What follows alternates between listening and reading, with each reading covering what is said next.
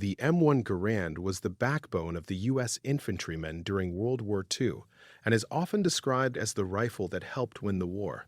It was the first semi-automatic rifle to be issued as standard to any major army, giving American soldiers a massive firepower advantage over enemies still using bolt-action rifles.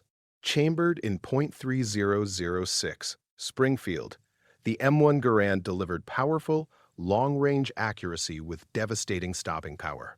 Its semi-automatic action allowed soldiers to fire 8 rounds rapidly using an en-bloc clip, meaning no manual bolt cycling between shots.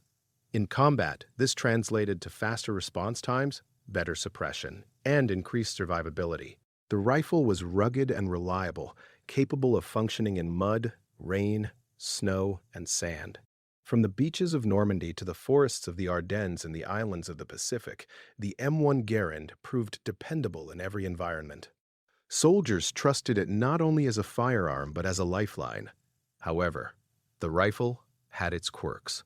The iconic metallic ping sound made when the clip ejected after the last round became legendary. While some feared it revealed an empty weapon, veterans later stated that in real combat, the noise was rarely noticed. Beyond combat, the M1 Garand symbolized American industrial strength and innovation. Mass-produced yet finely engineered, it embodied the U.S. military's doctrine of fire superiority. General George S. Patton famously called it the greatest battle implement ever devised. For the World War II U.S. soldier, the M1 Garand was more than a rifle, it was confidence, protection, and firepower in one steel and wood package. The M1 steel helmet was one of the most recognizable pieces of equipment worn by American soldiers in World War II. Introduced in 1941, it replaced earlier helmet designs and quickly became standard across all branches of the U.S. military. Constructed from hardened manganese steel, the helmet was designed primarily to protect against shrapnel rather than direct bullet impacts. In the chaotic environment of artillery-heavy warfare, this protection saved countless lives. Explosions were the greatest killer on World War II battlefields, and the M1 helmet significantly reduced fatal head injuries. One of its most innovative features was its two-piece design. The outer steel shell provided ballistic protection, while the inner liner, made of compressed fiber, offered comfort and shock absorption. Soldiers could remove the steel shell and use the liner alone for rest training or non-combat duties. The helmet's brim offered basic protection from rain and sun, and soldiers often customized their helmets with netting, camouflage cloth, unit markings, or cigarette packs for additional camouflage. In Europe, helmets were frequently covered with nets filled with foliage. In the Pacific, mud and cloth strips were common. Beyond protection, the helmet was a multi-purpose tool. Soldiers used it as a wash basin, cooking pot, water carrier, and even a shovel in emergencies. Its durability made it indispensable. By war's end, the M1 helmet had become a symbol of the American fighting man. Functional, tough, and adaptable, it would remain in service, with modifications, for decades after World War II. The M1936 pistol belt was the foundation of the U.S. soldiers' load-carrying system during World War II. While not a weapon itself, it was absolutely critical to battlefield effectiveness, allowing soldiers to carry ammunition, canteens, medical kits, and tools. Made from durable olive-drab cotton webbing, the belt featured metal eyelets that allowed modular attachment of pouches and gear. This modular design gave soldiers flexibility depending on mission type: assault, defense, patrol, or march. Attached to the belt were ammunition pouches for rifle clips, grenades, or magazines depending on the soldier's role. The belt also supported suspenders, which distributed weight across the shoulders to reduce fatigue during long marches or combat operations. The U.S. Army emphasized mobility, and the M1936 system reflected this philosophy. Soldiers could move quickly while carrying essential supplies. Unlike some armies that relied heavily on backpacks, American troops often fought with most essentials already on their body. The belt endured mud, rain, sweat, and constant wear without failure. Though simple in appearance, it represented a carefully thought-out logistics solution that balanced load, comfort, and accessibility. In combat, seconds mattered. Having ammunition and grenades immediately accessible often meant the difference between survival and defeat. The pistol belt ensured that everything a soldier needed was literally within arm's reach. The M1910 entrenching tool, commonly called the E-tool, was one of the most underestimated yet vital pieces of a World War II U.S. soldier's kit. At first glance, it was simply a shovel, but on the battlefield, it could mean the difference between life and death. The E-tool was used to dig foxholes, trenches, and defensive positions. In modern warfare, digging in was essential. A shallow scrape could protect a soldier from small arms fire, while a properly dug foxhole could stop shrapnel and blast effects. Made of hardened steel with a wooden handle, the tool was compact and rugged. It was carried on the belt or pack and could be deployed quickly. Soldiers often dug in under fire, sometimes using helmets or hands when time was critical. Beyond digging, the E-tool had multiple uses. It could be used to clear obstacles, bury supplies, construct firing positions, or even as an emergency melee weapon. Some veterans sharpened its edges for utility purposes. In cold environments like the Battle of the Bulge, frozen ground made digging extremely difficult, yet soldiers still relied on their entrenching tools for survival. In the Pacific, the tool was essential for digging into coral or jungle soil. The E-tool symbolized the harsh reality of infantry warfare. Survival depended not only on firepower but on preparation and protection. The M1938 canvas leggings, also known as gaiters, were worn by U.S. soldiers to protect the lower legs and ankles. Though often overlooked, they played a crucial role in comfort, hygiene, and injury prevention. Made from tightly woven canvas, these leggings wrapped around the lower leg and were secured with laces and buckles. Their primary purpose was to keep dirt, mud, stones, and debris out of the soldier's boots, especially during long marches. In wet or muddy environments, gaiters helped prevent trench foot and infections by reducing moisture and friction. They also offered limited protection against brush, insects, and minor scrapes. The leggings were worn tightly over the trousers, giving the U.S. soldier a distinct appearance. While some soldiers disliked the time required to lace them properly, many acknowledged their effectiveness once in the field. In Europe's hedgerows and forests, gaiters protected against thorns and undergrowth. In the Pacific, they helped reduce insect bites and abrasions. Although later replaced by combat boots with built-in ankle support, the M1938 leggings were an essential part of the World War II soldier's uniform system, reflecting the Army's attention to endurance and foot care. Water was life on the battlefield, and the M1910 canteen was one of the most critical items carried by every U.S. World War II soldier. Dehydration could disable a man faster than enemy fire, especially during long marches, desert combat, or intense fighting under heavy gear. The standard U.S. canteen held 1 quart of water and was made from aluminum or stainless steel. It was designed to be durable, lightweight, and easy to refill from various sources. Soldiers carried it in a canvas cover that provided insulation and allowed attachment to the pistol belt. Attached to the canteen was the metal canteen cup, which fit snugly around the bottom. This cup served multiple purposes: drinking, cooking, heating rations, or boiling water for safety. Soldiers often used it to make coffee, heat soup, or melt snow in cold environments. In combat zones, clean water was not always available. Soldiers were trained to conserve water carefully, taking small sips and refilling whenever possible. The canteen became a symbol of survival discipline. In hot climates like North Africa and the Pacific, many soldiers carried extra canteens despite the added weight. Running out of water could mean collapse, heat exhaustion, or death. Simple, rugged, and essential. The M1910 canteen was as important as any weapon a soldier carried. Every U.S. soldier in World War II carried a personal first aid packet, often referred to as the Carlisle bandage. This small item was designed to give soldiers a fighting chance to survive wounds before reaching a medic. The packet contained a sterile compress and bandage, sealed in a waterproof pouch. Its primary purpose was to stop bleeding quickly, especially from shrapnel or bullet wounds.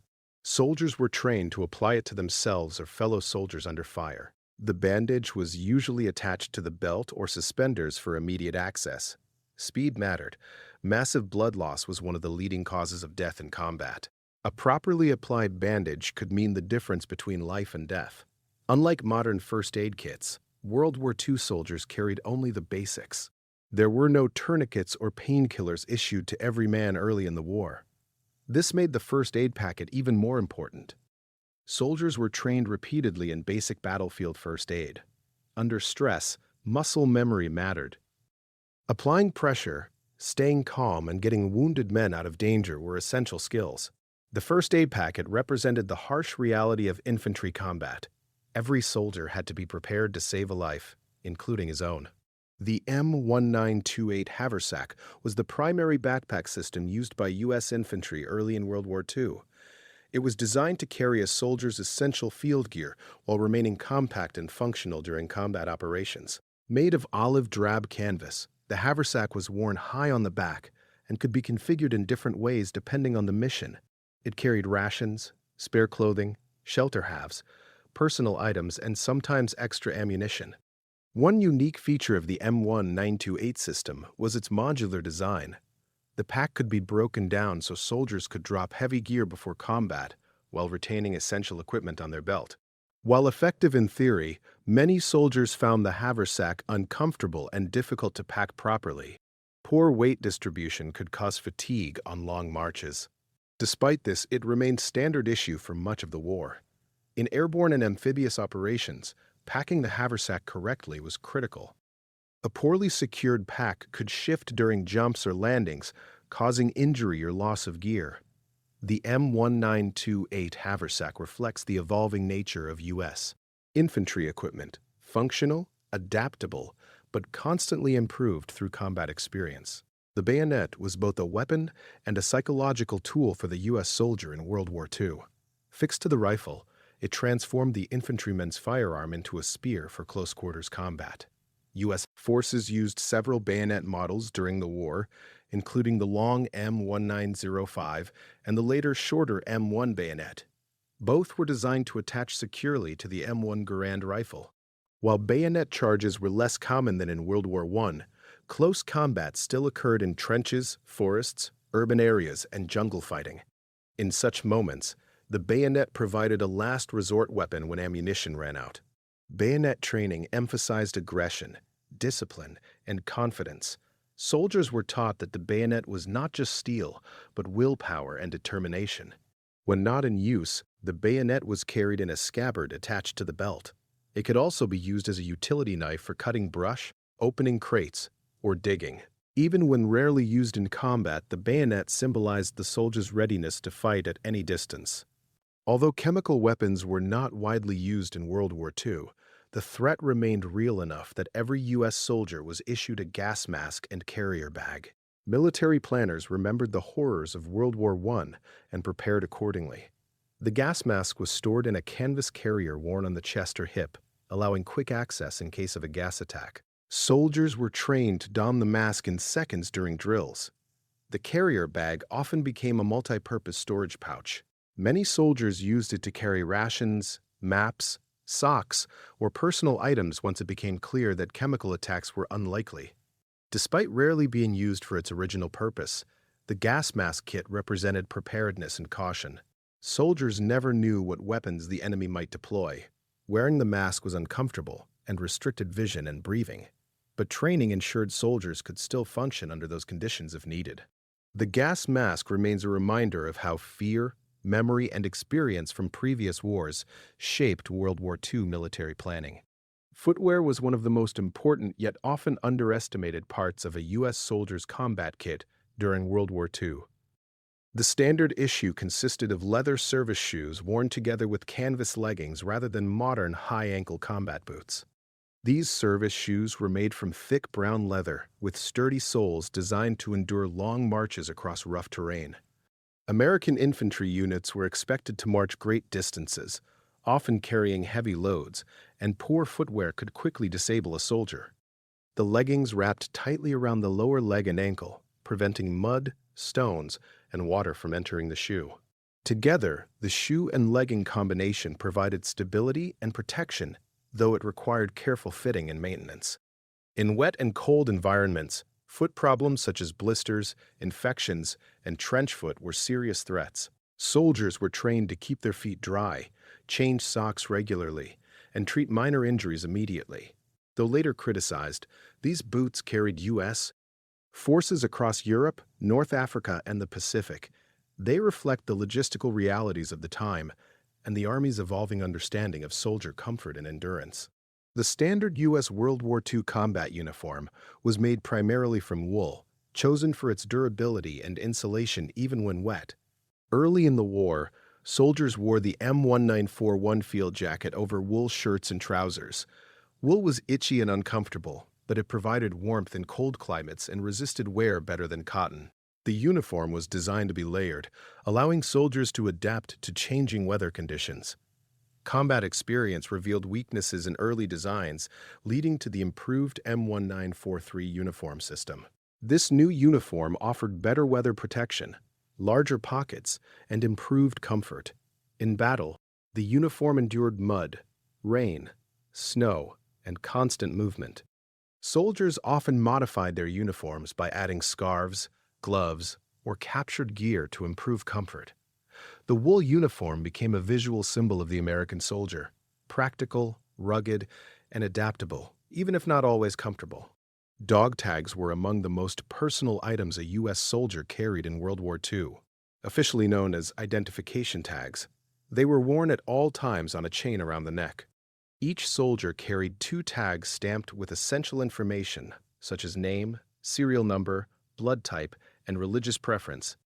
One tag was intended to remain with the body if the soldier was killed, while the other was collected for records. Beyond identification, dog tags provided comfort and a sense of identity. In a massive global conflict, they reminded soldiers that they were individuals, not just numbers. The tags could make noise, so soldiers often taped them together to avoid detection during patrols. Despite their small size, they carried immense emotional weight. Dog tags symbolized duty, sacrifice, and the ever-present risk faced by every infantryman.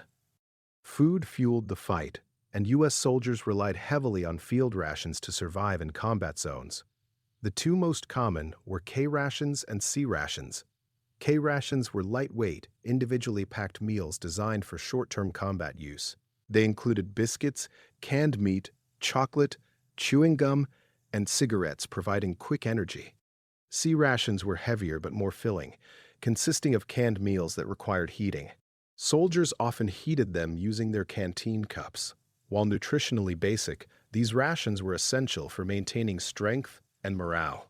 Soldiers frequently traded items among themselves or modified meals using captured supplies. Rations were rarely enjoyable, but they kept soldiers alive and moving forward. Beyond official equipment, every U.S. soldier carried personal items that made life in combat more bearable. These included letters from home, photographs, pocket knives, sewing kits, religious items, and toiletries. Such items boosted morale and provided emotional comfort during extreme stress. A simple photograph or letter could remind a soldier why he was fighting. Soldiers also carried practical extras like cigarettes, matches, notebooks, and extra socks. Though unofficial, these items often proved just as valuable as issued gear. Personal items humanized the soldier amid chaos and violence, reminding them of life beyond the battlefield. In many ways, these small possessions were the heart of a soldier's kit, silent companions through the hardships of war.